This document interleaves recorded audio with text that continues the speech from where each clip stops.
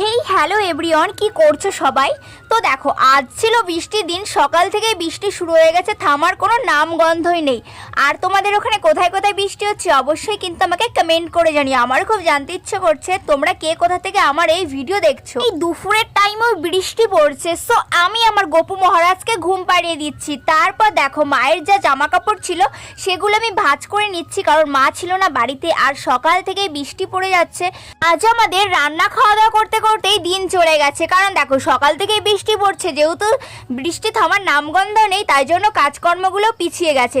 তো দেখো, আমার জামা কাপড় ভাঁজ করা কমপ্লিট হয়ে গেছে, কাজকর্ম তো শেষ হয়ে গেছে। এবার বসে আছি, বোর লাগছে কারণ মা ছিল না বাড়িতে একাই থাকি আমি। সো দেখো, আমার পিঙ্কুটাকে আমি জড়িয়ে বসে আছি আর ভাবছি কখন বৃষ্টি থামবে। বৃষ্টি থামার নামগন্ধ নেই। সো যাই হোক, অন্তত চাষিদের খুব ভালো উপকার হলো। ঘুমোতে ঘুমোতে দেখি মা এসে হাজির হয়েছে, তারপর ফ্রেশ হয়ে বিস্কিট খেয়ে নিয়েছি মা আর আমি।